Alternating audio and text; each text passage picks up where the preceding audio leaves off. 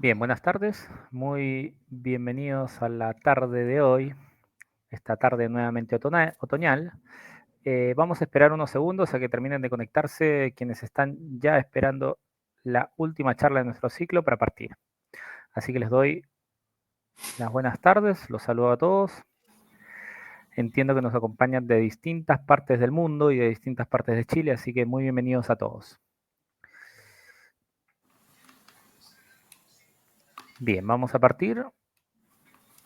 Muy buenas tardes. La Dirección de Extensión Cultural de la Universidad de los Andes, junto con el Centro para la Enseñanza de la Religión Católica de la Universidad de los Andes, les da la bienvenida a todos ustedes a esta, la última charla de un ciclo que nos ha acompañado los días previos a la Semana Santa. Un ciclo llamado Los orígenes del cristianismo y una charla que es la que nos convoca el día de hoy, llamada ¿Qué nos dicen las fuentes históricas sobre Jesús y los primeros cristianos? Un ciclo que hemos tenido la posibilidad de contar con todos ustedes, con una amplia convocatoria, lo cual nos alegra muchísimo porque son temas que siempre vienen bien recordarlos, tenerlos presente o conocer en el caso no lo sepamos. Bien, como dije en un inicio, este ciclo de charlas forma parte de una alianza muy fructífera que estamos teniendo entre la Extensión Cultural de la Universidad de los Andes y el Centro para la Enseñanza de la Religión, la cual no solamente tiene este ciclo como parte de sus actividades, sino muchos más. Y esa información se las iremos proporcionando junto con las repeticiones y también a través del chat. Previo a darle la palabra a Sofía de León, directora del SER, paso a explicarles a quienes estén por primera vez en una charla de extensión que hay una primera parte de exposición de la profesora para posteriormente responder las preguntas o comentarios que vayan ustedes dejando en el chat. ¿Ya? Así que los invito a que puedan hacerlo durante la charla, vayan poniéndolos porque nosotros después iremos seleccionando, que no se les vaya pasando las preguntas porque de ahí se nos van yendo, se nos van olvidando. Así que pónganlas nomás y de ahí nosotros vamos seleccionando. Bien, Sofía, muy bienvenida a esta tercera y última charla. Todo tuya la palabra. Muchas gracias, Raúl. Bueno, muy bienvenidos a todos, como les contaba Raúl. Y bueno, yo darle la bienvenida a la María José, que ha dado las otras dos charlas y las cuales nos tiene casi como en vilo para seguir conociendo todos estos temas que son magníficos y además ha tenido una habilidad increíble en situarnos en tiempo y espacio para poder comprender mejor todo lo que es el cristianismo desde sus inicios. María José, bueno, como ya les dije algunas veces, por si hay gente que se integra por primera vez, es profesora, es historiadora y periodista de la Universidad Gabriela Mistral, magíster y doctoranda en Ciencias de las Religiones por la Universidad de Complutense de Madrid. Así que bueno, sin mucho más que esto, para no robarle ni un segundo más a la María José, empecemos con nuestra charla y como les contaba Raúl, les vamos a ir contando al final las próximas actividades que tenemos en conjunto con Extensión Cultural y del Centro para Enseñanza de la Religión. Eso, muchas gracias Sofía, muchas gracias Raúl por la presentación. Bienvenidos todos a la clase de hoy día. Y irnos un poquito más hacia esta última parte, ¿no? En que vamos a abordar las fuentes. ¿Qué nos dicen las fuentes sobre los orígenes del cristianismo? Así es que voy a sacar a los chiquillos que ya los invitamos al final de la presentación y vuelvo a saludarlos yo. Recordarles que pueden ir dejando sus preguntas en el chat y recordarles también que este ciclo de 3 charlas está alineado con un enfoque muy particular, que es el enfoque de las ciencias de las religiones. Es decir, es la búsqueda, el análisis de cualquier religión, puede ser, pero a través de las distintas herramientas que nos entrega la historia, la filosofía, la fenomenología, la psicología, el arte, la literatura, es decir, cómo a través de las distintas áreas, de las distintas ciencias, podemos abordar las religiones que son entes vivos, que generan impacto en las sociedades, que las crean, las desarrollan o que las mantienen vivas. Y por lo tanto es una perspectiva desde un análisis externo, ¿no? Es un análisis que viene de fuera, no de dentro. Así es que, habiendo dicho eso, ¿no? Y a partir de lo que nos pone aquí Francisco, ya vamos a ir contestando algunas preguntas, pero vas a ver que se van a ir respondiendo algunas en el camino, ¿no? Vamos a ir a nuestra sesión de hoy día, ¿cierto? La sesión número 3, que es nuestra sesión sobre los orígenes del cristianismo, en donde ya hemos abordado lo que podemos saber a través de la historia, desde la perspectiva del contexto histórico, de la situación social, política y cultural del Imperio Romano y de Judea en el siglo I. Luego acortamos un poco el rango y entramos en un análisis más profundo de la sociedad, del ambiente, de la realidad histórica y cultural de esa Judea del siglo I o del año 1, si ustedes quieren. Y luego empezamos a acercarnos al personaje, ¿no? Al personaje de Jesús, en donde efectivamente comenzamos por definir cuáles son las distintas fuentes que tenemos para poder estudiarlo y llegamos, ¿cierto?, a mirar que tenemos un montón de herramientas que nos permiten estudiar y profundizar y comprender este año 1. Y después de eso, de todas estas fuentes, dijimos hay fuentes paganas, hay fuentes romanas, dijimos también hay fuentes judías y rabínicas, como el Talmud, que fue una de las últimas cosas que fuimos mencionando.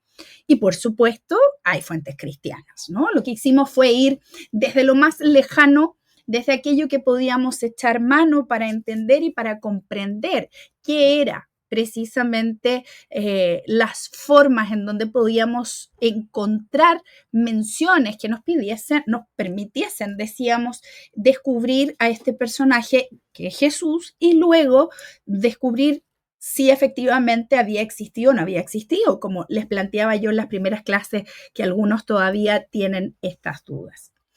Y en esas fuentes cristianas tenemos lo que podríamos llamar todas las sagradas escrituras, que para el mundo cristiano en general son todas aquellas que son un marco que nos permiten conocer y comprender la figura de Jesús. En primer lugar tenemos el Antiguo Testamento, a propósito de lo que acaba de preguntar Francisco, ¿no? ¿Qué diferencia hay entre la Biblia cristiana, la Torá, Talmud, en fin, ¿no? Tenemos el Antiguo Testamento, es lo que los cristianos llaman la Torá, ¿no? En realidad tiene la Torá, tiene el Tanaj y tiene el Ketubim, que son tres, ¿no?, formas o tres partes distintas. El Antiguo Testamento cristiano tiene toda la Biblia hebrea, en un orden distinto, pero completa, ¿no? Tiene los textos de la Torá, que es el Pentateuco, los 5, luego tiene, ¿cierto?, los escritos y luego tiene todos los relatos de los profetas. Es decir, el Antiguo Testamento cristiano la tiene completa, insisto, en un orden diferente, pero completa. Pero además, el Antiguo Testamento cristiano, y esa es una diferencia importante entre la Biblia cristiana y la judía, podríamos decir, la Biblia del Antiguo Testamento, la Biblia cristiana, incorpora textos que eran originales, textos originariamente judíos, literatura judía, pero que cuando se cierra el canon de la Biblia hebrea, los últimos ya en el siglo II después de Cristo, no encuentran esos textos en hebreo o arameo original, sino que los encuentran en griego, producto de, evidentemente, las influencias históricas que ya hemos mencionado en las clases anteriores. Y como estaban en griego, deciden no incorporarlos por desconfiar de la traducción y que por lo tanto esa literatura judía va a quedar fuera del texto de la Biblia hebrea propiamente tal. Ahí tenemos Esther y Daniel griego y otro tipo de relatos que sí van a entrar y que el mundo cristiano sí va a considerar literatura judía importante y la incorpora en ese Antiguo Testamento. Esa es una de las diferencias importantes. Luego, el Nuevo Testamento, que para el mundo judío no existe, que son los 4 evangelios canónicos y otros textos. Tenemos los Hechos de los Apóstoles, las cartas de San Pablo, que es una de las fuentes más antiguas, entre el 50 y el 62. Y luego tenemos los evangelios apócrifos y los evangelios gnósticos, a ver si alcanzamos a mencionar algo muy breve de ellos, no porque digamos, sean menos importantes, pero efectivamente como son posteriores, tienen un abordaje distinto, podríamos decir. Por lo tanto, para el mundo cristiano, todos estos textos son fundamentales, importantes, sagrados para entender, ¿no?, la figura y el mensaje, que era lo más importante, que trajo este hombre llamado Jesús de Nazaret. Por lo tanto, habíamos llegado la clase pasada a la primera conclusión, que era cerrar esta pregunta que a veces nos plantean, ¿cierto?, los alumnos en religión, en fin, y que es, ¿existió realmente Jesús? Y entonces yo les planteaba que hoy día, bajo la perspectiva de un análisis académico y serio, el 99,9% de los historiadores, científicos y estudiosos del tema están absolutamente de acuerdo en que no hay duda alguna de que Jesús sí existió. Como decía y citábamos a Charles Dittschneider, hay una serie de razones que no nos permiten ser escépticos utilizando los métodos correctos.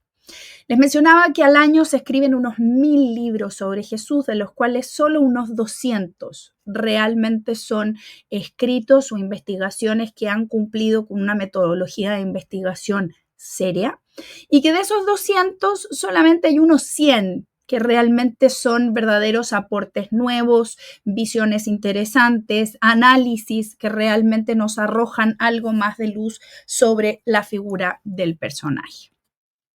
El 0,1%, podríamos decir, o el 1%, es ya quienes van más en la línea de teorías no plausibles también, probablemente, pero que van más por la línea desde, por supuesto, la aparición de extraterrestres u otras líneas que también con sus propios argumentos plantearían que la figura de Jesús es simplemente una figura inventada, ¿no?, por los autores de los evangelios, que son ellos los que han decidido crear un personaje, ¿no?, que nos tratan de contar una historia que está, dicen a este 1%, muy mal inventada, ¿no?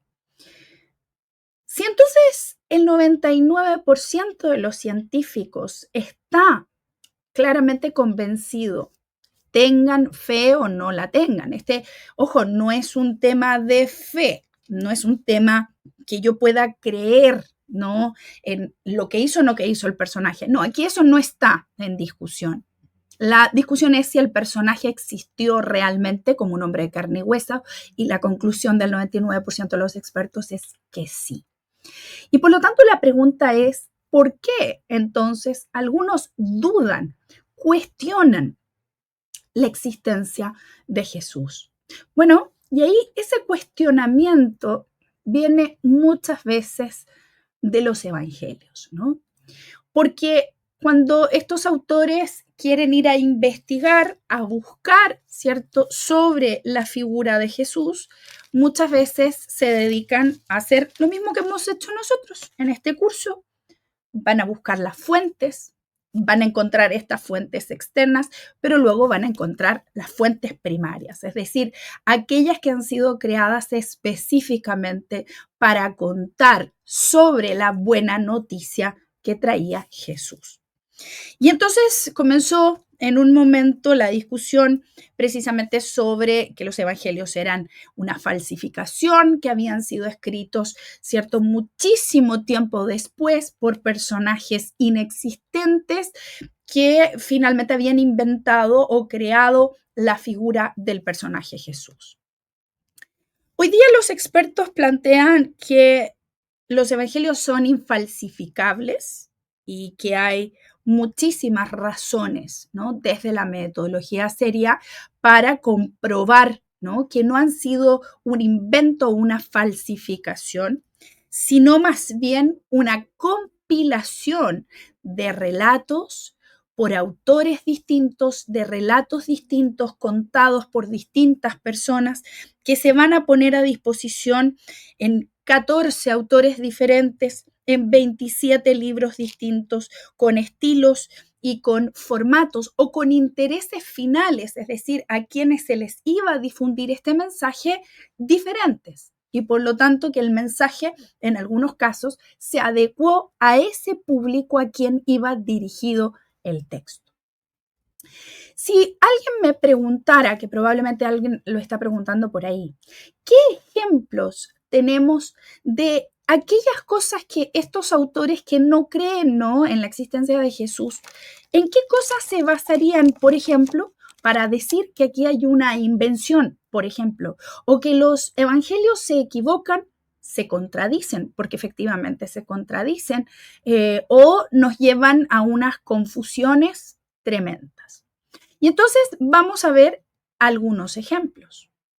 Por ejemplo, la pregunta de ¿cuándo nació Jesús? Yo les dije en la primera clase, cuando empezamos a hablar del contexto histórico de Jesús, hablamos de ese momento, ¿no?, en el que este mundo judío que había gozado de una autonomía e independencia muy breve que duró 100 años, desde la revuelta de los asmoneos en el 166 a.C. hasta 63, que aparece Roma, ¿no?, encabezada en Pompeyo.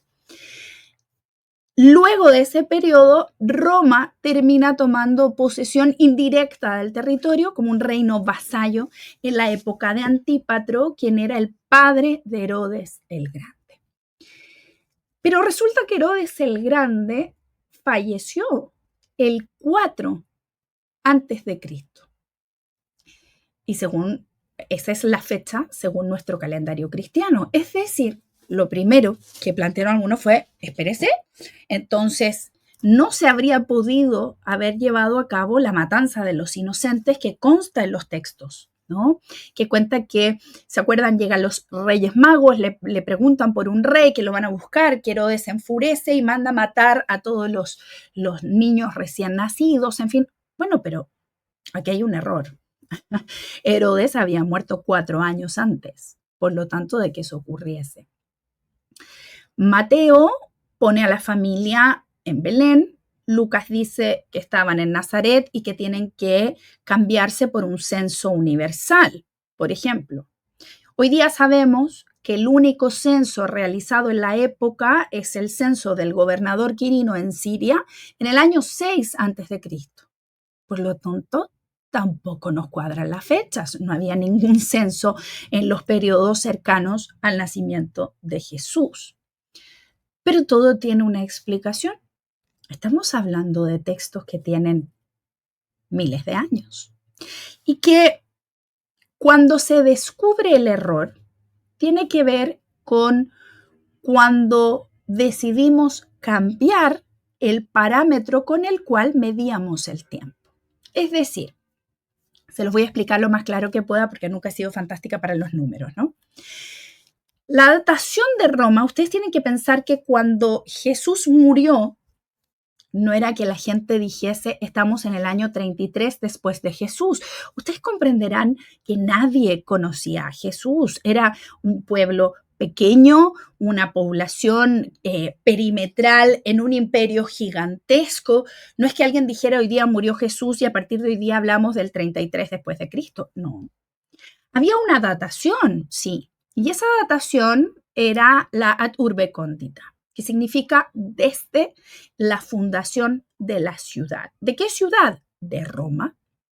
Por lo tanto, hay una fecha, ¿no?, que es la fecha. Lo que había que buscar era a qué edad, ¿cierto?, murió o en qué fecha de la contabilidad romana murió Jesús.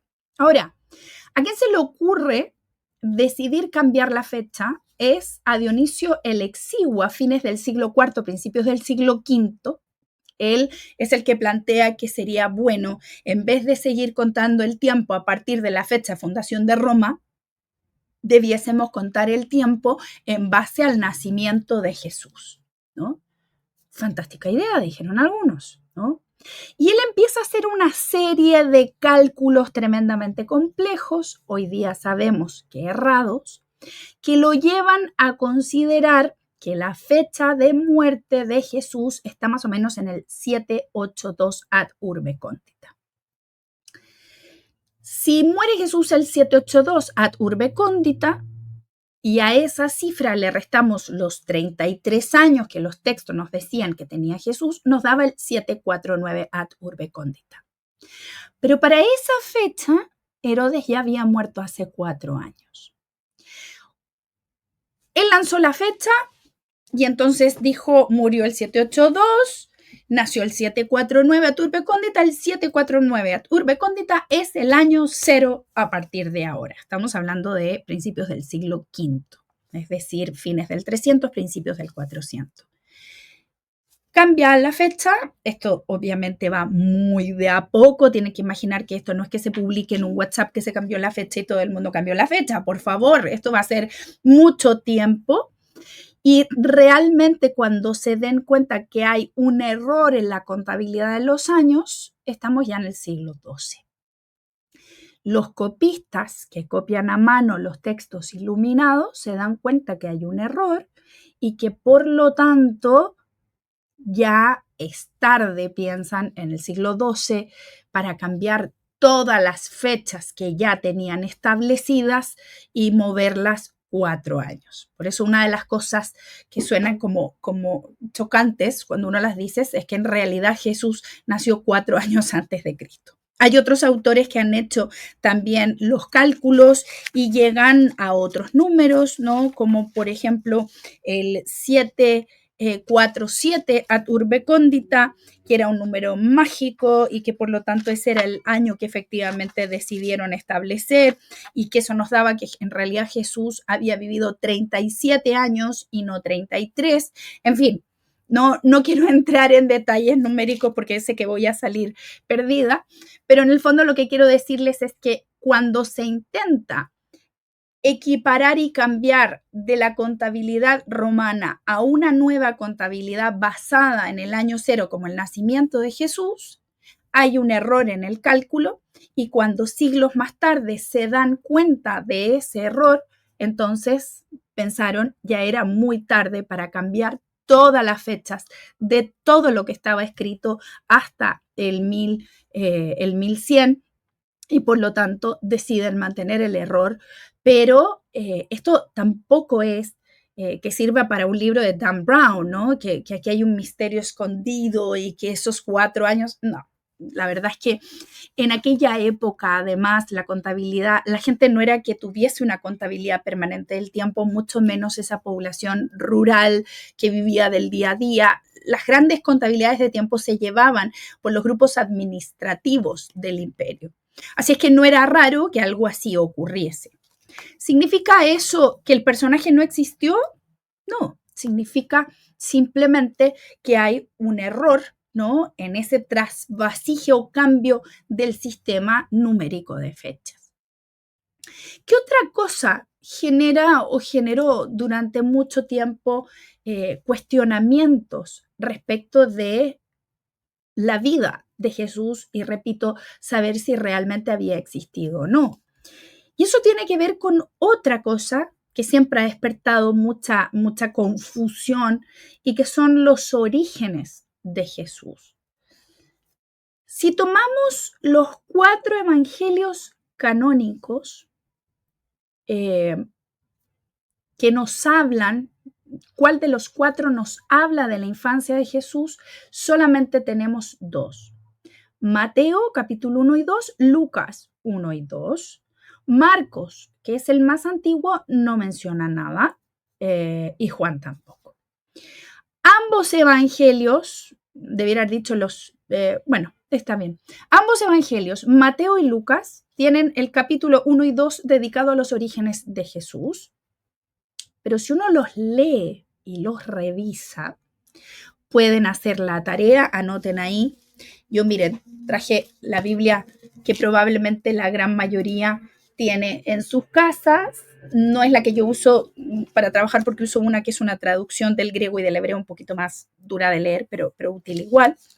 Y se van a encontrar con que si leen lo que cuenta Mateo y lo que cuenta Lucas respecto a los orígenes de Jesús, van a ver que ellos lo que hacen es algo que se hacía muchísimo en la antigüedad, que era precisamente establecer una especie de cronología o un árbol genealógico, ¿no? Y en ese árbol genealógico lo que querían era hacer una lista, ¿no? Para hablar de la ascendencia o la descendencia de Jesús. De hecho, hay uno que lo hace hacia arriba y otro que lo hace hacia abajo, ¿no? Una lista en ascendente y otra en descendente, que era algo, insisto, muy común en la época para darle sentido o explicación, ¿no? A los orígenes del personaje que estábamos mencionando. Pero cuando uno lee los dos capítulos de ambos, se da cuenta que están hablando de una persona distinta cada uno, o aquí hay errores informativos brutales. Por ejemplo, en la primera parte menciona Mateo 15 nombres y Lucas 21 de los orígenes de Jesús y no coinciden en ninguno. En ninguno. Es decir, los ascendientes o descendientes, ninguno. Y luego la segunda parte, desde el exilio, porque buscan este árbol hasta los orígenes, hasta el nacimiento de Jesús, Mateo señala 14 nombres, Lucas 22, y solo hay 2 en común.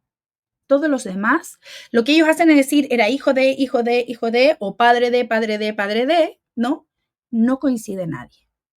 Y entonces uno dice, bueno, aquí estos 2 señores recopilaron información cada uno por su lado y uno de los 2 está totalmente equivocado, o bien la información que recopilan no es cierta, o bien, dirán algunos, lo ha inventado, cada uno se ha inventado la ascendencia o descendencia de Jesús y efectivamente esto es una contradicción profunda y no tienen absolutamente nada que ver uno con el otro.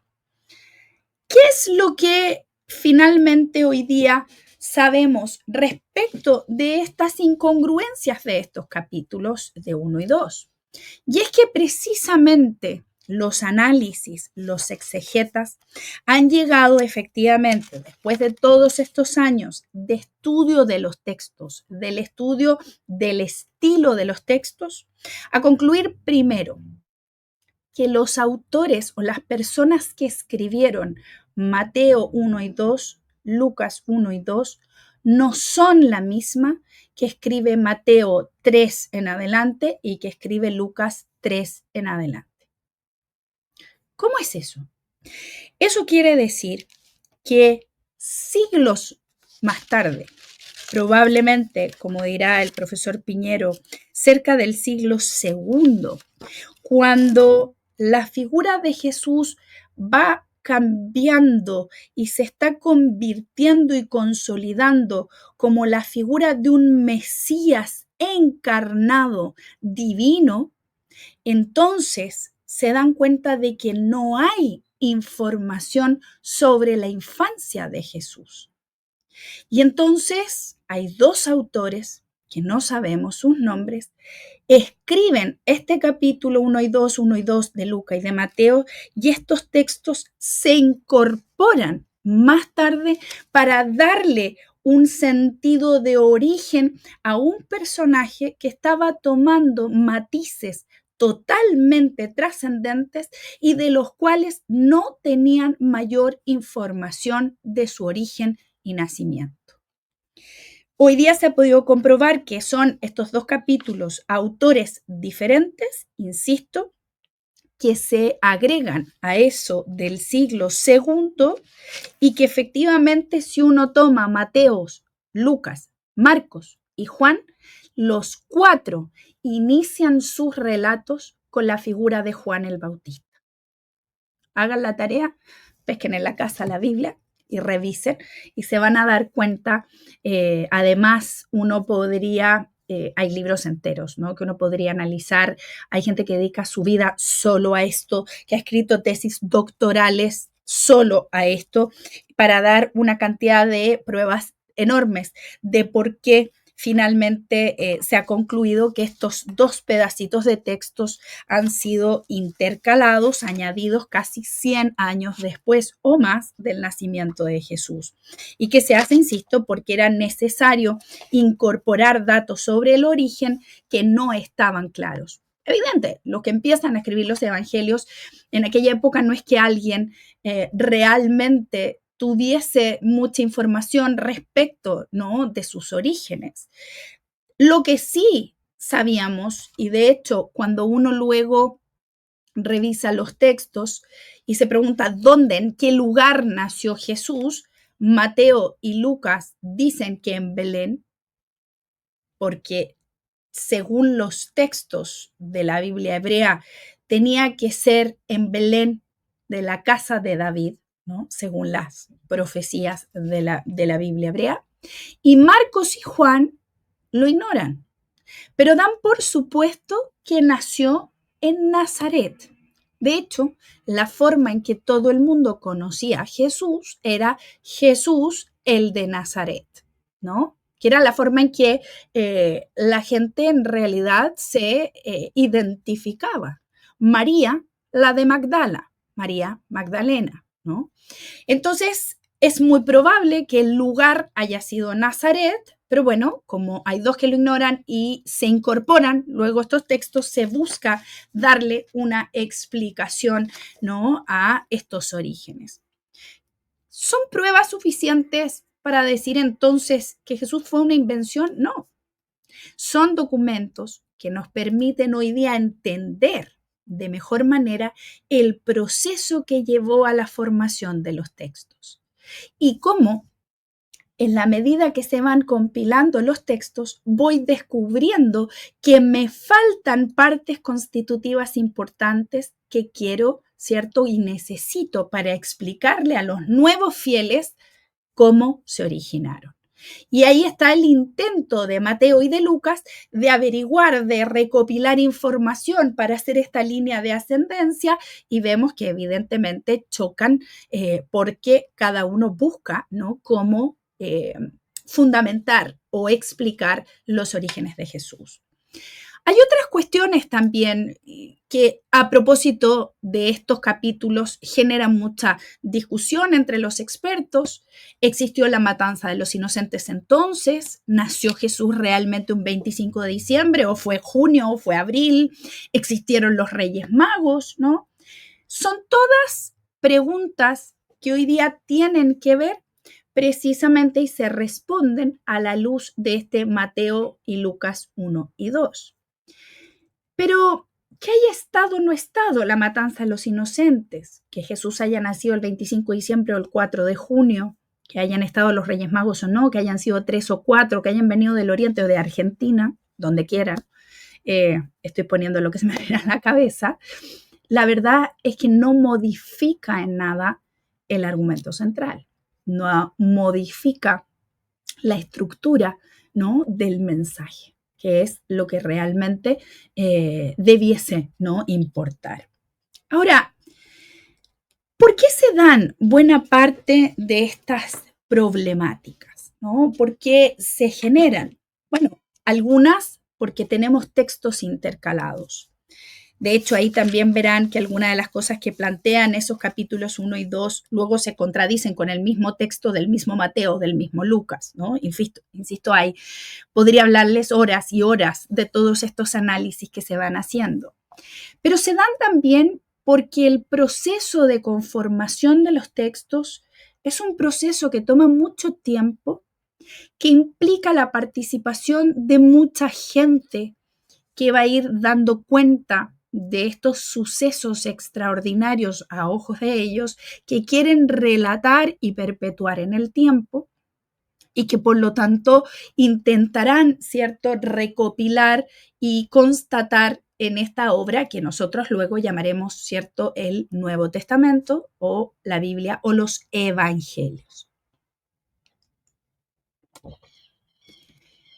¿Qué es en estricto rigor el Evangelio? Si hacemos un análisis que va absolutamente a lo etimológico, a lo filológico. Aquí insisto, no estamos haciendo un análisis escudriñando con las herramientas que tenemos en la filología, en la historia, en fin. La palabra evangelio, propiamente tal, ya la encontramos en la Biblia, ¿no?, hebrea. De hecho, ya aparece en la Septuaginta, que es la traducción griega, la primera de la Biblia hebrea o del texto masorético. Y de hecho aparece 6 veces la palabra evangelio, y la traducción, ¿no?, griega de la Biblia hebrea pone evangelio. ¿Y qué palabra está traduciendo? Está traduciendo la palabra besoraj. ¿Y qué significa besoraj? Significa buena noticia. Es decir, cuando la traducción griega de la Biblia hebrea traduce y escribe evangelio, lo que está traduciendo es la palabra griega besoraj, que significa buena noticia. ¿Bien?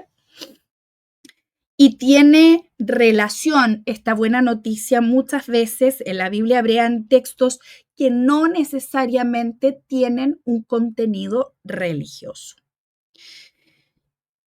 La traducción griega evangelión, ¿no?, que es la palabra que realmente traducen, insisto, en sí no tiene, repito, un concepto religioso. Y cito aquí a el doctor Ariel Álvarez, que es teólogo, estudió teología bíblica, ¿no?, y es doctor en teología bíblica de la Universidad de Salamanca y es presidente de la Fundación para el Diálogo entre la Ciencia y Fe. Y él va haciendo este análisis maravilloso, ¿no?, de este concepto evangelio, ¿no?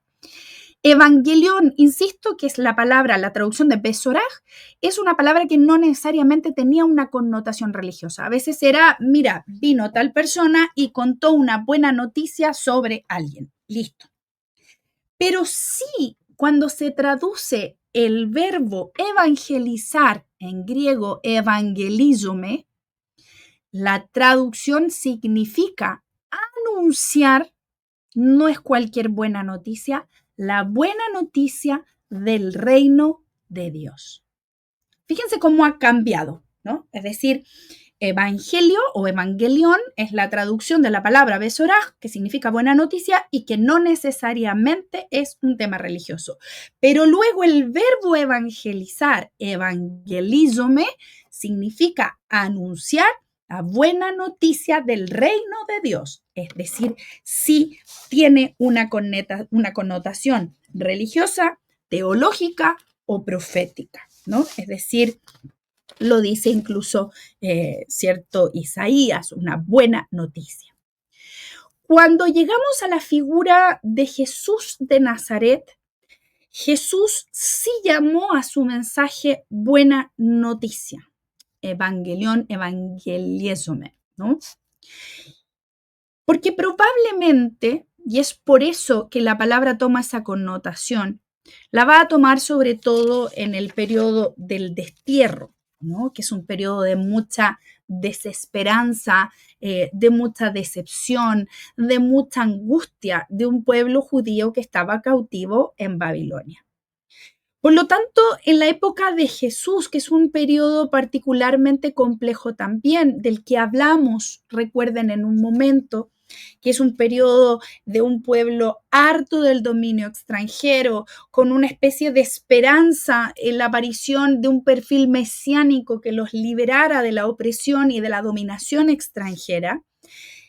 El momento es muy similar a ese momento de desazón del periodo del destierro, y Jesús también utiliza el concepto de buena noticia como evangelizome, ¿no?, como evangelizar la noticia, buena noticia del reino de Dios. Por lo tanto, aquí sí, en este pueblo que tiene de nuevo la palabra, el concepto tiene de nuevo, ¿no? El concepto de una buena noticia relacionada con, sin duda, esta cuestión, ¿cierto?, religiosa. Es decir, buena noticia del reino, como dice Mateo en el capítulo 4, versículo 23, o el capítulo 9, se refiere directamente a buena noticia del reino de Dios. Por lo tanto, entendiendo este primer concepto, quiero que vayamos ahora a lo que van a ser las etapas de la formación de los evangelios, ¿no? Tenemos 4 etapas, dicen los expertos, y vuelvo a citar al doctor Álvarez, ¿no? La primera etapa, me voy a desaparecer, ya aparezco, pero les sigo hablando para no tapar el cuadrito, ahí estoy. La primera etapa de la formación de estos evangelios, de esta buena noticia, ¿no?, es del año 0 a los 30, los años 30, es decir, mientras está el Jesús histórico vivo. Bien, Jesús utiliza, ¿no?, el método didáctico de memorizar propio de los rabinos de la época para anunciar el reino de Dios. Es decir, utiliza una forma que era muy propia, insisto, de los maestros rabinos, que son maestros religiosos también, y lo que quiere es contar, ¿cierto?, a través de una prédica, la buena noticia del reino de Dios. Y utiliza un sistema que es mantener en tu memoria, ¿no? Es decir, lo que llamamos una metodología de prédica y memorización, que es mientras, insisto, está Jesús vivo. Tal como dice en Deuteronomio, ¿cierto? Las palabras que hoy te mando quedarán en tu memoria y las repetirás a tus hijos. La memorización era tremendamente importante en esta primera etapa. Y él lo que hace es utilizar, como diríamos hoy día los que somos profesores, una pedagogía o una metodología que es predicar y memorizar. Memoriza lo que te voy a enseñar. Entiende lo que te voy a contar. Entonces hay una primera etapa que es la prédica directamente de Jesús, ¿cierto?, vivo. Hay una segunda etapa que es la etapa que va entre el año 30, después de muerto Jesús, al año 70, y es lo que los expertos llaman la etapa de las comunidades. Es decir, que son sus seguidores los que lo conocieron, los que, ¿cierto?, vivieron con él, los que le escucharon, algunos que simplemente le escucharon, no vivieron con él. Esa mujer que lo escuchó predicar afuera del templo o en el monte, en fin, esa mujer se lo traspasó a sus hijos. Es decir, es una primera etapa de formación de seguidores en donde son sus seguidores los que evangelizan. Es decir, llevan la buena noticia del reino de Dios, que era el mensaje que transmite Jesús mientras vive, pero en esa transmisión del mensaje hay un cambio asombroso. Y es que la prédica de Jesús, que estaba centrada en el reino de Dios, ese es el mensaje que viene a transmitir, cambia, y en la época de la segunda etapa de formación de los evangelios, la buena noticia no es en el fondo lo que se relata, sino que se evangeliza la noticia de un hijo de Dios resucitado. Es decir, el predicador pasa a ser lo predicado. ¿Se entiende? Ya entre el 30 y el 70 son tantos los relatos increíbles, fabulosos sobre la figura de Jesús, que aquellos que querían contar lo que habían escuchado de él van transformando solamente esta buena noticia del reino de Dios en el relato sobre Jesús, que además no solo, insisto, es el mensajero, sino que es ya considerado un hijo de Dios encarnado. Entonces se produció este cambio, cambia la palabra o el sentido mejor de la palabra evangelizar, porque ya dejó de ser la buena noticia del reino de Dios y se convirtió en Jesús. Me siguen el cambio, ¿no? Es decir, es Jesús el que representa la venida de ese reino de Dios, que además es el Hijo encarnado y ha resucitado. Es decir, y es ahí donde se intenta recuperar los recuerdos de Jesús, ¿no? Como dicen los expertos, estas primeras comunidades van incorporando más gente que quiere aprender, que quiere conocer de Jesús, del mensaje. Y ahí, bueno, los que lo habían conocido, los que habían convivido, van recordando algunas cosas, no todas, pero en ese ir recordando empiezan a recopilar relatos, recuerdos, ¿no? Empiezan a contar cosas. Yo estuve cuando él predicaba en una casa y abrieron el techo y bajaron a un paralítico para que lo sanara, por ejemplo. Yo estaba cuando predicó y multiplicó los panes, por ejemplo, y lo que dicen es cierto. Y empiezan las comunidades a recopilar información, a mantener esta tradición oral en la que van contando los hechos de Jesús y en donde lentamente la buena noticia del reino de Dios pasa a convertirse en la noticia de un hijo de Dios resucitado. El predicador se convierte en predicado. Luego vendrá una tercera etapa. Y ahí también es importante, antes de pasar a esa tercera etapa, en esta etapa de las comunidades, ver que ya habían algunas comunidades que eran judeo-cristianos, es decir, judíos que creían que Jesús era el Mesías y que habían estado dispuestos a aceptar este cambio sutil pero tremendamente importante que planteaba que este Mesías, Jesús, era hijo de Dios. Cosa que les expliqué muy bien en la clase anterior, no es algo propio del judaísmo. Es decir, para el judaísmo el Mesías es como un hijo amado por Dios, pero es un hombre de carne y hueso. Bien, no es una figura divina, no es una encarnación de Dios. Ese es otro concepto que es nuevo, es cristiano y que hay algunos judíos que aceptan y se convierten en cristianos o judeocristianos y hay otros que rechazan porque pasa a llevar una noción y una estructura mental respecto al mesianismo que era histórica e identitaria, ¿no?, de la religión judía. Por lo tanto, hay grupos judeocristianos, hay grupos samaritanos, hay grupos pagano-cristianos, es decir, romanos que deciden convertirse. Y por lo tanto, cada comunidad tenía además intereses, inquietudes, preguntas diferentes. Y eso hace que se vayan agrupando relatos y se les vaya dando una explicación de acuerdo a esa comunidad que tenía un recuerdo u otro, ¿no?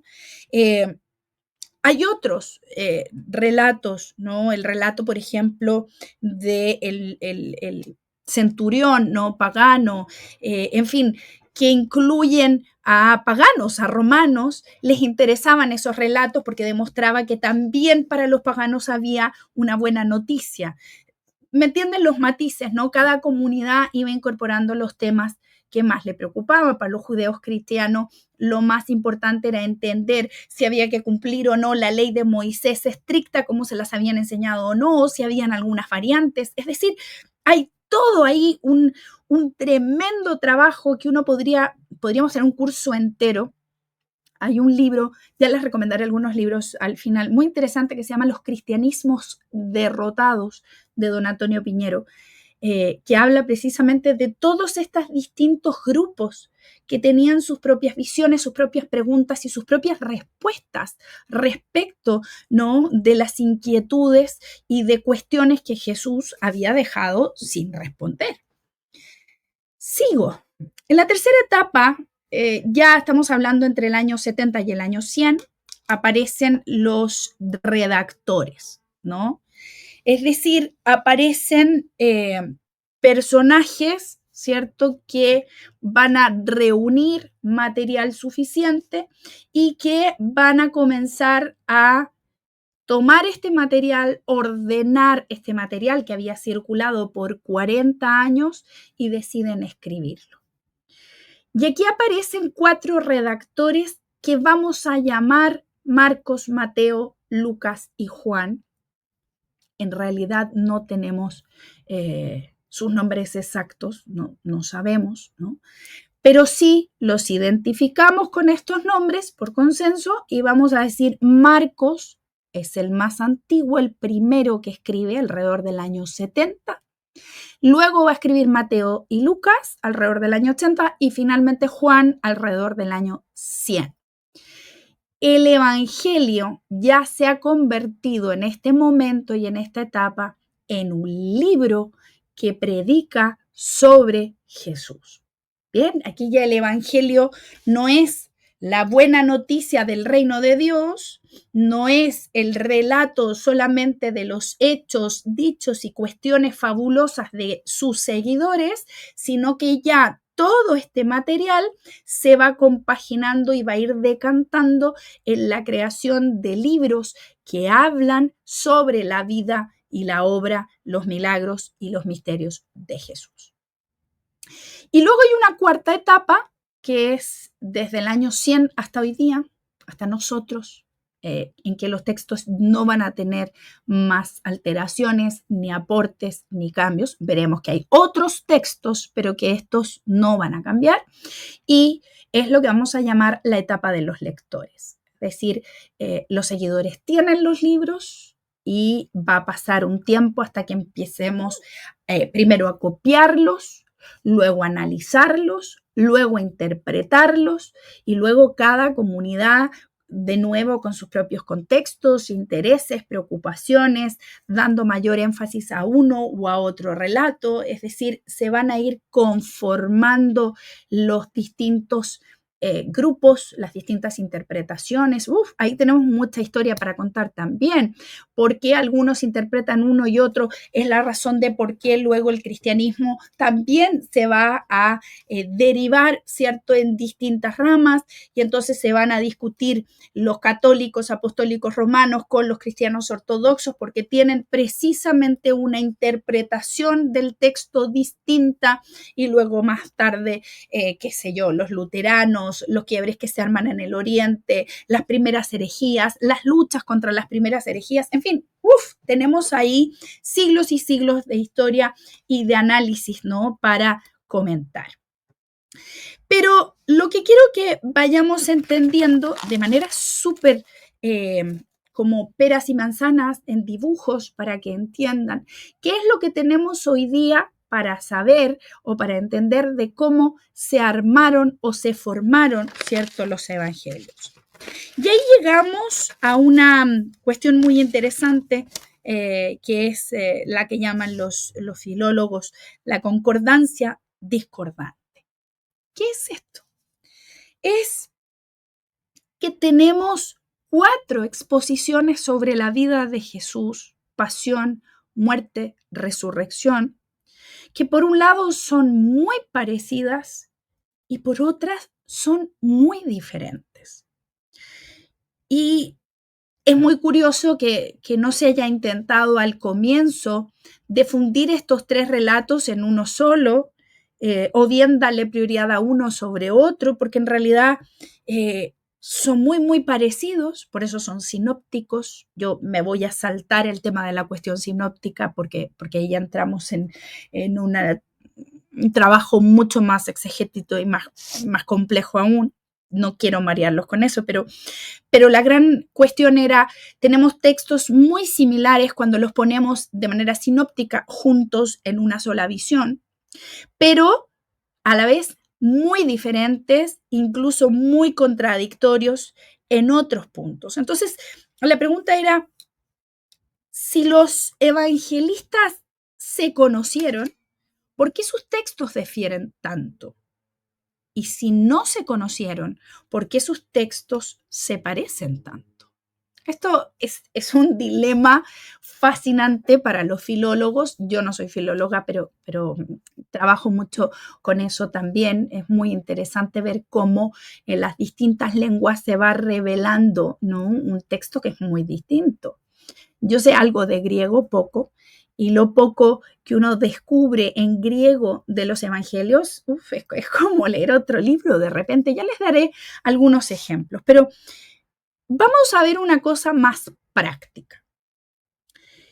¿Cómo se componen los evangelios? Hoy día sabemos que el más antiguo es Marcos y que hoy día se ha llegado a esa conclusión, una fuente llamada Q o Quelle en alemán, que significa fuente, Quelle, que es un antiguo evangelio que puede haber sido escrito o no. Algunos creen que no, que solamente era una fuente oral. Otros dicen que podría haber sido escrito entre el 40 y el 50 después de Cristo.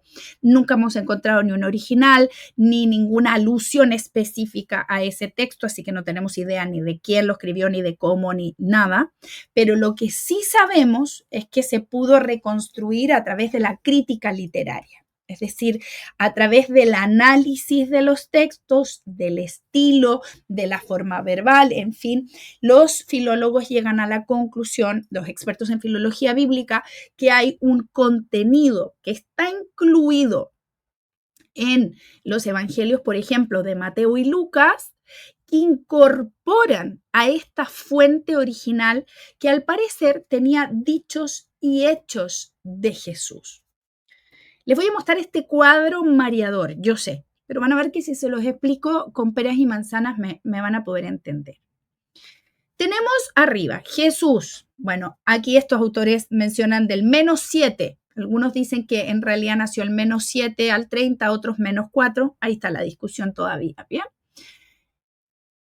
El primer momento, que es Jesús y su prédica. Muere Jesús del año 30 en adelante hasta el año 60 tenemos tradición oral, ¿bien? Es decir, lo que las comunidades van transmitiendo.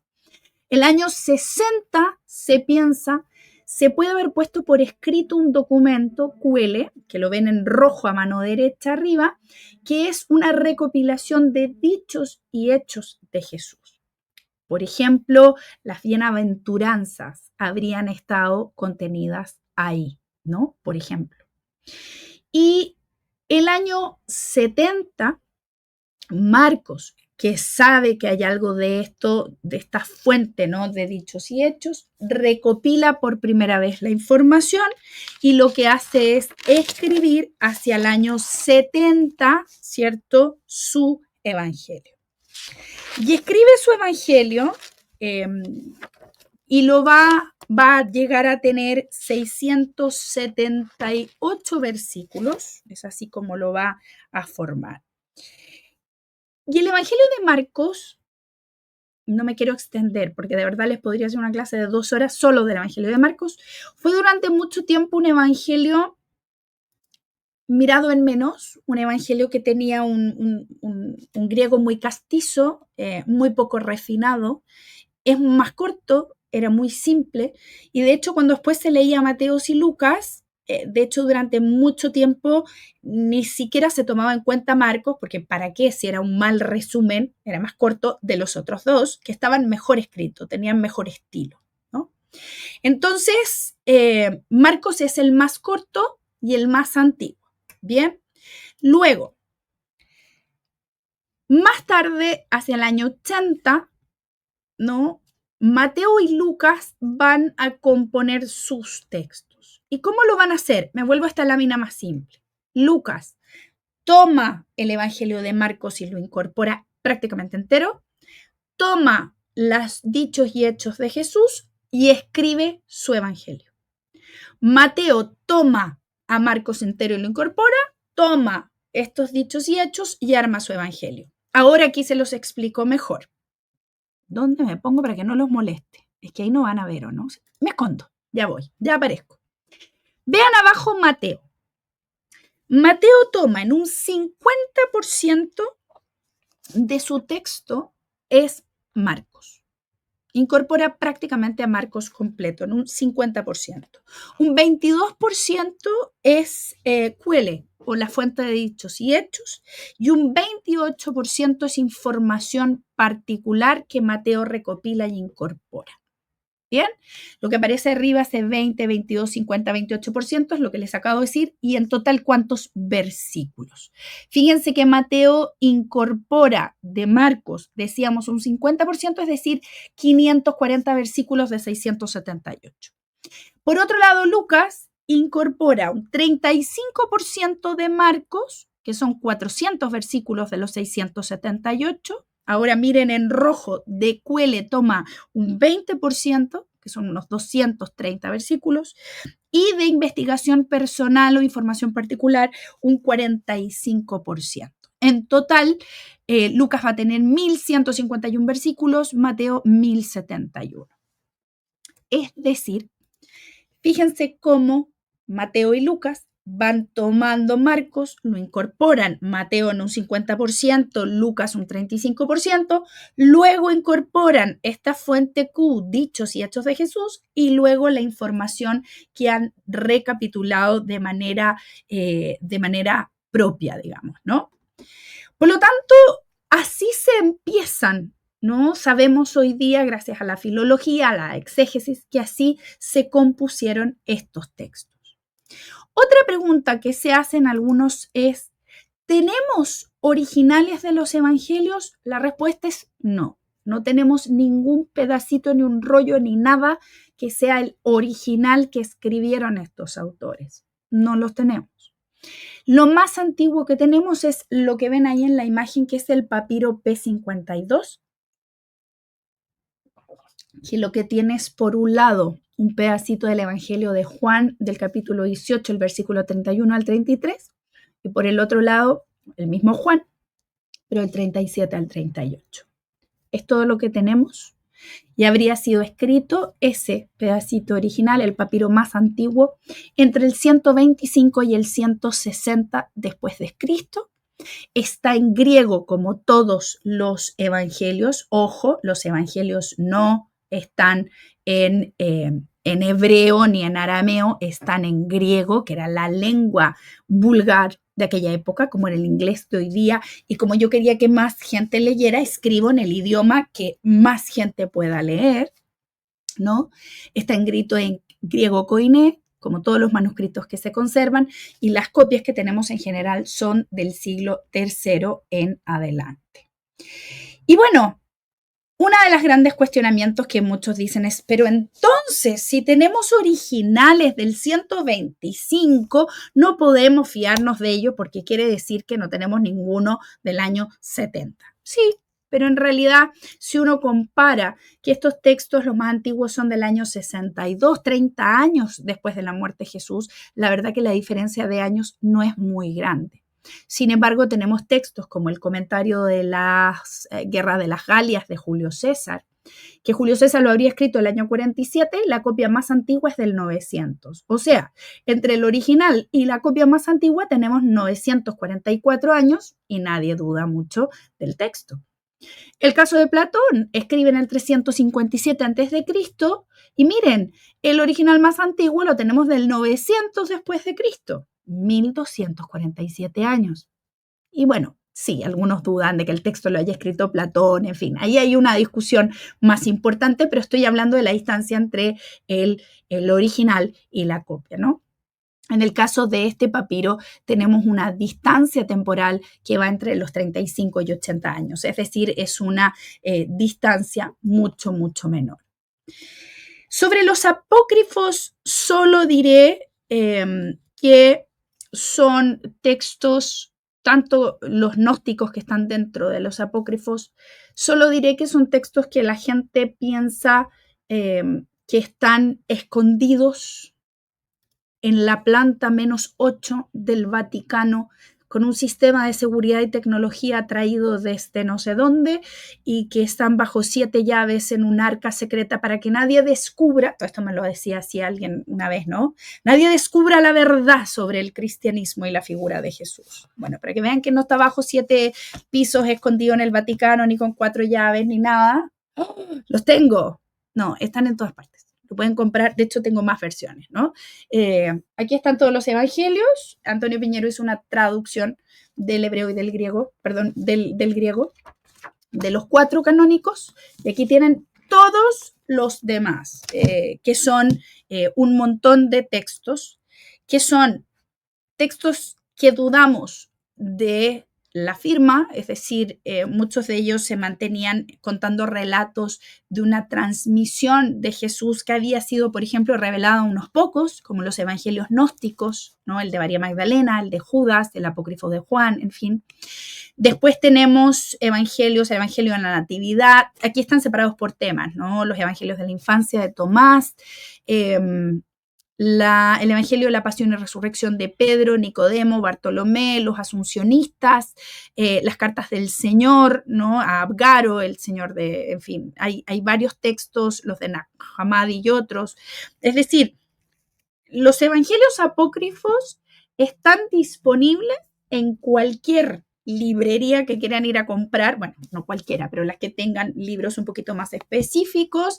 Hay distintas traducciones, y son textos que podemos utilizar y que son un tremendo aporte para saber más de los primeros seguidores y sus pensamientos de Jesús. Pero como son textos más tardíos, estamos hablando de que son textos que ya algunos pertenecen al siglo II, al siglo III, al siglo IV, efectivamente ya quedan fuera de lo que se va a llamar el tema, o mejor dicho, los textos canónicos, simplemente porque son mucho más tardíos, porque además, ojo, insisto, también podríamos hacer un curso entero solo de apócrifos, tocan temas que son tremendamente complejos para una población que quiero convertir de manera más cercana y más sencilla. Bien, el Evangelio de María Magdalena es muy bonito, pero es de una complejidad absoluta, es decir, parte de una discusión de María con Jesús y Pedro respecto del mal, ya que viene Congreso del Misterio del Mal, se los recomiendo, ya vamos a hablar de eso y les vamos a contar que van a tener la tremenda oportunidad de poder acceder a un congreso con expertos mundiales en estos temas, y que tiene que ver precisamente con todas estas dudas que quedan para esos primeros seguidores de temas como eso. ¿Qué es el mal? ¿No? Bueno, ahí ese evangelio hace una explicación muy interesante. Podríamos hablar largamente, no quiero hacer una clase demasiado extensa y agotadora, pero lo que quiero decirles es que tenemos hoy día textos ahí que hacen un esfuerzo extraordinario por intentar, ¿cierto?, relatarnos la historia de un personaje histórico de carne y hueso que estuvo rodeado de una serie de hechos extraordinarios que ameritaron la necesidad de estas personas de escribir y contar sobre él. Podríamos hablar largamente de las familias de manuscritos, en fin, y yo solamente no me voy a extender en eso, pero sí quiero ir acercándolos a una temática muy bonita también, que tiene que ver con los evangelios, para ya ir cerrando, ¿no?, nuestra sesión, que se me ha pasado volando, pero que tiene que ver con el problema de las traducciones, que es otro problema al que nos vamos a enfrentar, ¿no? Y que es un problema aparte de la composición de los textos, de cómo se arman, de cómo se copian. Bueno, ahí viene una primera etapa. Cuando yo voy copiando luego los evangelios, se van a dar cuenta los monjes que copiaban a mano, que el monje estaba copiando, y le debe haber pasado lo que le pasa a cualquiera de nosotros, está copiando algo a mano de otro libro. Uno ya no hace eso, pero en fin, yo a veces lo hago. Y uno está anotando y alguien te habla, y te vuelves a copiar y no te diste cuenta que te saltaste un renglón. ¿Y saben qué va a pasar? Hoy día los filólogos pueden determinar, por ejemplo, que todos esos que se saltaron ese renglón son lo que se va a llamar, por ejemplo, la familia alejandrina. Los que la traducción de la palabra es distinta es la bizantina. La familia cesariense, los que tradujeron tal cosa de tal forma y les falta esta coma o este punto o este concepto. Y así pudimos identificar cómo las copias a lo largo del tiempo se habían ido modificando. Y luego, el otro gran problema que enfrentamos es el problema de las traducciones, que sin duda es uno de los problemas que cualquier estudioso de textos va a enfrentar. Por ejemplo, la famosa traducción del cruce del Mar Rojo de los hebreos que venían escapando de Egipto, ¿cierto? Bueno, hoy día sabemos, el otro día veía un documental con mis niñitas, está en Disney. No, mentira, sí, en Disney están los documentales de National Geographic. Y ahí hay uno que habla precisamente de la búsqueda del cruce del Mar Rojo con Robert Lin, creo que se llama el chico. Es muy interesante. Y entonces precisamente él va a buscar por dónde habrían cruzado, ¿no?, los judíos, los hebreos en aquella época, en fin, y el tipo le dice, lo que pasa es que hay un problema con la traducción, y cuando hoy día traducimos el Mar Rojo, en realidad en hebreo se refiere a Suf, que es el mar de cañas. Y el tipo queda, esto es una locura, o sea, esto está todo mal, la historia está todo, miren, era como que se le había caído el mundo encima, ¿no? Y a mí me da un poco de risa, porque en realidad esto se sabe hace muchísimos años, que hay muchos problemas con las traducciones y efectivamente cuando se habla del cruce del Mar Rojo en hebreo, lo que se dice es el cruce del Mar de Cañas. Efectivamente hay un mar de cañas un poquito más arriba, que no es el Mar Rojo, y que sí podría haberse visto alterada la profundidad de las aguas como para permitir el cruce, ¿no?, de un pueblo o un grupo de gente tratando de escapar de Egipto, por ejemplo, ¿no? Bueno. Hay otras explicaciones, uno puede tomarla o no, pero sí nos ha llevado a complicaciones como esta. Pero una de las que me parece más hermosas y que descubrí precisamente cuando uno aprende griego, que insisto, el mío es muy pobre y lo he perdido mucho, pero es, por ejemplo, esta pregunta maravillosa que hace Jesús, ¿no? Cuando dice, y le pregunta a Pedro, que es un pescador que se llama Simón y que no entiende nada, pues chiquillo. Como no entiende nada porque Pedro es muy burdo, le dice cabeza de piedra. Por eso se llama Pedro. Y le dice Pedro, ¿tú me amas? Y en la traducción en español, Pedro contesta, sí, Señor, tú sabes que te amo. Y uno se queda muy tranquilo. Y dice, traidor, porque después, cuando le preguntan por Jesús, él dice, yo no lo conozco, ¿no? Y lo niega 3 veces. Y uno dice, traidor, ¿no? Mentiroso. Pero cuando uno lee la traducción en griego, la pregunta de Jesús en griego es, Pedro, ¿me agapas? En griego hay 3 palabras para designar amor. Primero está el filiá. El filiá es el amor carnal, el amor filial, el amor a mis hijos, a mis padres, a la carne de mi carne. Los amo porque son carne de mi carne. También está el eros, que es el amor sublimado. Es el amor que yo puedo sentir por un amigo, por una amiga o por una pareja. Es un amor sublime. Te amo por como eres, te amo porque eres mi amiga, te amo porque eres mi marido, mi señora, ¿no? El eros. Un amor sublime. Pero luego está el ágape. Y el ágape es un amor incondicional. Es un amor gratuito en donde no hay un por qué. Entonces, fíjense que la pregunta de Jesús es mucho más profunda. Pedro, ¿me amas con amor incondicional? Con un amor gratuito, no porque haya una razón de por medio. Porque yo a mi hijo lo amo porque es mi hijo, es carne de mi carne. A mi marido lo amo, como decía, ¿no? Cuando uno pregunta de repente a una señora que decía, bueno, lo amo porque me da estabilidad, porque es mi marido, porque es mi compañero, porque me escucha, porque... Sí, lo que pasa es que cuando el marido ya no la escucha, no le da estabilidad o porque no le compró la casa en la playa, ¿dejamos de amar al marido? No, pues. Ese es el problema, ¿no? Lo que en realidad nos preguntan en el altar, en el ritual judío, cristiano, ortodoxo, al casarnos es si tú estás dispuesto a ese amor que es ágape, incondicional. ¿Estás dispuesto a amarme aunque yo no te ame, aunque yo no te compre la casa, aunque yo no te escuche, aunque yo me enamore de otra? Claro, uno diría, no, espérate, pues no, si yo te amo, ¿por qué? Es que este amor es sin por qué de por medio. Por lo tanto, fíjense que la pregunta de Jesús es colosal. Pedro, ¿me haga paz? Es un amor incondicional y absoluto. No importa la razón o la causa. Y la respuesta de Pedro en griego es, sí, Señor, tú sabes que te eros, que te amo porque eres mi amigo, que te amo porque eres el que me enseña, porque eres mi maestro. Pero es una respuesta muy honesta y en la cual Pedro reconoce que él no es capaz de ese amor que le está pidiendo Jesús. Y entonces la negación 3 veces cobra sentido, porque es incapaz de llegar a ese amor.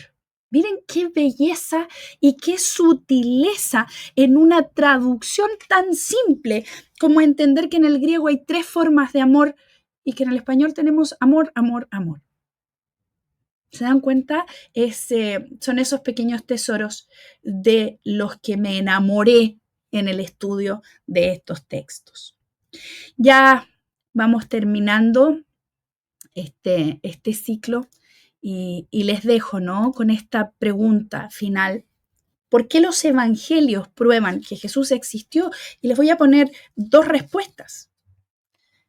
Don Antonio Piñero dice, las remodelaciones, reinterpretaciones, desfiguraciones mismas de la figura de Jesús realizada por los evangelistas, los llamados Mateo, Marcos, Lucas y Juan, nos indican a las claras que están tratando de modificar o de interpretar la vida de un personaje real. Si los autores evangélicos hubiesen inventado a Jesús directamente, no habría ninguna diferencia entre el Jesús de la historia y el Cristo de la fe, y hay muchas. ¿Para qué inventar sobre un personaje textos que son incongruentes? ¿Por qué no hacer un solo relato todos iguales, ponerse de acuerdo y ya están? Y sin embargo, otro autor, como Edward Shure, dice, la fuerza y vivacidad de los evangelios residen en la unidad de persona y doctrina que trasuntan. Lo contrario, ¿no? Refrendada por el hecho de que esa palabra ha cambiado la faz del mundo y por la posibilidad de la nueva vida que aún puede evocar en cada uno de nosotros. Son visiones, son perspectivas, ¿cierto?, totalmente diferentes. ¿A dónde los quiero llevar ya cerrando esta sesión? Una cosa es estudiar, como lo que he tratado de proponerles aquí, los textos. ¿Cómo se formaron? ¿Cómo se crearon? Es cierto, cuando a veces nuestros alumnos nos dicen, ya, pero ¿cómo vamos a ver si es verdad que Jesús lo dijo? Bueno, hoy día hay criterios, ¿no?, bajo los cuales los expertos son capaces de distinguir cuándo, ¿no?, un texto es o no es. Por ejemplo, están los criterios de semejanza o disimilitud, ¿no?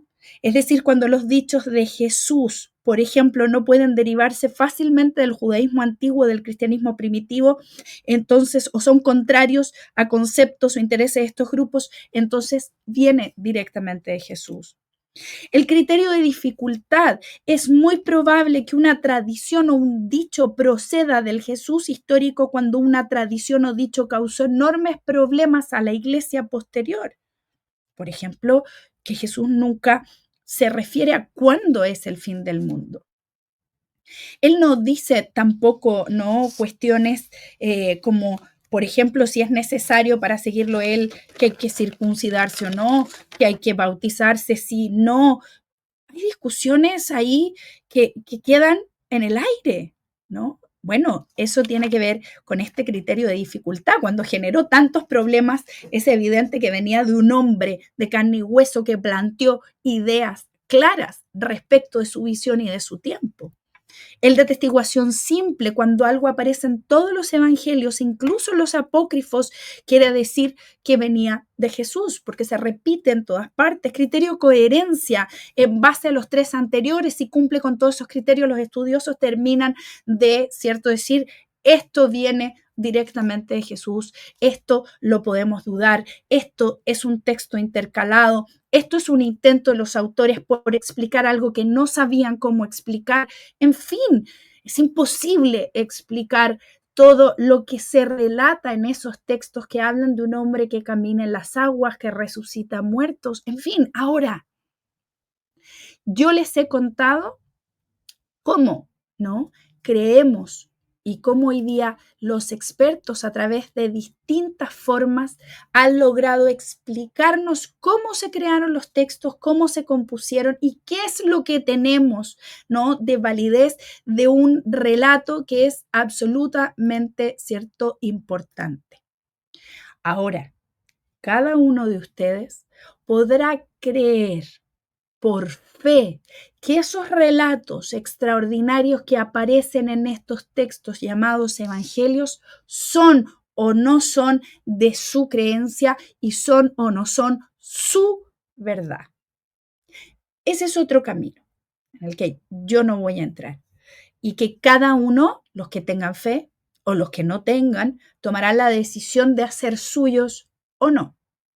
Yo sí les puedo dar fe de que hay un personaje histórico que se llamó Jesús de Nazaret, que vivió en el siglo I, que podemos rastrearlo a la época de Tiberio, en la época de Poncio Pilato, que sí fue mandado a morir en la pena de muerte peor de la época, que era la crucifixión, y que muchos contaban de este hombre cuestiones milagrosas y extraordinarias. Si usted quiere saber cuáles son y si quiere o no creer en ellas, bueno, puede tomar los evangelios, revisarlas y creer o no creer. Pero eso ya no es parte de lo que se me ha pedido que les comparta y les relate en este curso. Yo dejo la clase hasta aquí hoy día. Vamos a invitar a Raúl, perdón, pero había tanto que compilar, a Raúl y a la Sofi, que están aquí. Y eso, primero, déjenme quitar esto de acá. Ahí. ¿Qué tal? Bien. Bueno, María José. Bueno, muchísimas gracias. La verdad que me has hecho acordar muchas cosas de cuando estudiaba Biblia. Y justo pensaba en el último ejemplo que diste, que para quienes son católicos y han seguido de cerca la bibliografía, la amplia bibliografía que nos dejó Joseph Ratzinger y Benedicto XVI, bueno, tiene una aproximación a las Sagradas Escrituras muy similar a lo que tú nos has presentado el día de hoy, y hay unas homilías que realmente son tremendamente enriquecedoras, como por ejemplo la que tú nos hablaste acerca de la palabra ágape, otras con numerología, por ejemplo, y entre tantas otras posibilidades que tiene para enfrentarse a la Sagrada Escritura. Ajá. Otra cosa que me había acordado y que creo que suma, que una vez estudiando los concilios limenses, se hablaba acerca del Evangelio de América, y era el cómo aquí en América, con la llegada de los primeros evangelizadores, se toma y se hace propia la figura de Jesús. Creo que tiene algo que ver también con aquello. María José, hay muchas preguntas, yo creo que tú las tienes ahí a mano, creo que sería bueno... Estoy mirando algunas, creo Sí. que algunas ya se fueron contestando en Sí, el sí. camino. Ya. Aquí hay una que dice, que desde que siempre sabemos de la historia de Jesús, de los 30 años en adelante, salvo el hecho de su visita al templo cuando niño, y si existen textos creíbles que nos permiten entender, me imagino, o saber qué pasó en ese periodo, como que no termina la pregunta. No tenemos textos que nos digan qué pasa en ese periodo, lo perdemos. No sabemos, insisto, como solo tenemos estos textos que se incorporan después, quiere decir que no tenemos ninguna pista de qué ocurrió con Jesús. Aquí sí la pregunta a la pobre, se le fue antes. Efectivamente era lo que está diciendo, ¿no? Que no sabe cómo o qué ocurre en esos años. No tenemos nada. Sí, la crítica literaria lo hace Joseph Ratzinger también, intuye que a través de algunos rasgos quizás se podría pensar que en algún minuto Jesús estuvo dentro de los esenios, pero nada que podamos decir, sí, lo podemos afirmar. No, no sabemos más. La metodología, creo que algo expliqué, tiene que ver con ciertos criterios de similitud, de diferencia, en fin. ¿Por qué 4 y no más? Bueno, ahí tendríamos que entrar también a otra clase, Raúl, que tiene que ver con que, claro, había muchos y finalmente se selecciona aquellos que eran más fáciles de entender para una población que no necesariamente sabía leer. Tal como les dije ahí, cuando uno lee los más completos, los gnósticos son complejísimos de leer, o sea, uno se da cuenta que un pescador habría sido incapaz de entender eso, pero que sí puede entender la parábola del hijo pródigo, la del grano mostaza, y por lo tanto se va también tomando los textos que sean más llanos, más cercanos, ¿no? María José, y en esa explicación de los 4 y los 3, cuando tú pusiste la fuente Q, llama la atención, y yo creo que a varios le ha debido de despertar ahí la curiosidad de por qué no Juan, por qué si ponemos Lucas, por qué si ponemos Mateo. Porque Marcos, cuando obviamente. se establece en algún minuto la idea de comparar, ¿no?, estos textos, es decir, de ponerlos uno al lado del otro, el primero que lo hace es Juan Jacob de Griesbach, que es el que hace el Synopsis Evangelium, que es el que compara, se da cuenta que estos tres son muy similares, pero que Juan escapa, ¿no?, a esta forma de comparación. Juan es totalmente distinto, tiene otro estilo, otra forma de hacer el relato, en fin, ¿no? Es muy diferente. Por eso se habla de los 3 sinópticos, 4 canónicos, 3 sinópticos, y Juan queda fuera. A ver, ¿qué más? La obra Catena Aurea, los comentarios, los evangelios, los padres de la iglesia, Santo Tomás, aquí no lo explica, 2 genealogías, exacto. Por eso, mucho finalmente es explicarnos, que se ha podido a través de la filología y los estudios, de por qué ocurren estos errores o estas incongruencias. Hoy día lo sabemos, es decir, por qué este texto se coló para explicar esto, etcétera, etcétera. Hay algunos que preguntan y otros se contestan, ¿no? Eso es lo divertido aquí. ¿Los apócrifos sí aportan? Sí aportan. De hecho, por ejemplo, la vida de la Virgen María o de María, la figura de su padre, Ana y Joaquín, están en los apócrifos. No están en los canónicos. Entonces ahí uno se da cuenta que sí es un material que aporta. Insisto, porque muchas veces me preguntaron si casi era hereje tener estos textos, ¿no? Los apócrifos. No, para nada. Se usan, se revisan, se analizan, se estudian. No tienen nada de código da Vinci o nada por el estilo, ¿no? Eso lo digo de ya. Es eso, es decir, insisto, hay mucho más. Pero, y aquí dice Cristiana, apócrifo no significa que sea falso. No es falso. Apócrifo significa de lo oculto o sin firma en estricto rigor en griego. Es decir, que nos falta tener mayor información para poder saber cuánto podemos darle de veracidad al texto o no. No es que signifique falso, porque si fueran falsos no los tendríamos y no los usaríamos para investigar y trabajar el periodo, y sí los usamos, por lo tanto sí lo reconocemos. Ahora, por ejemplo, la Iglesia Ortodoxa incluye algunos de esos textos en la lectura del día domingo, ¿no? Nosotros no. Bueno, ahí las distintas religiones, ¿cierto?, van incorporando. Así que sí, hay mucho de lo uno de lo otro. ¿Cómo Jesús en arameo? Bueno, los textos están todos en griego, y lo más importante es que lo más probable es que Jesús hablara con los suyos en hebreo, que supiera algo de arameo, ¿no? Pero después los escritores son los que usan el griego y tratan de traducir exactamente con las palabras más fidedignas posible, ¿no? Pero insisto, cuando uno lee en griego, se le abre como, le explota la cabeza a uno y le aparecen un montón de cosas fascinantes. Y a propósito de eso, no sé, Sofi, si quieres decir algo, quiero aprovechar de poner esta imagen y dejarnos a nosotros chiquititos. No, mira, solamente invitarlos. Bueno, ya estamos en estos temas. Bueno, ahora viene la Semana Santa, pero bueno, para todas las personas que estén interesadas en conocer un poco más el tema de la providencia divina, el misterio del mal, porque un Dios bueno y pasan cosas malas en el mundo, la libertad del hombre, ¿qué tiene que ver esto con lo otro? ¿Cuál es el gobierno, la providencia divina y el gobierno del mundo? Bueno, tenemos para este congreso invitados a 3 expositores internacionales que vienen de España, que son doctores en teología.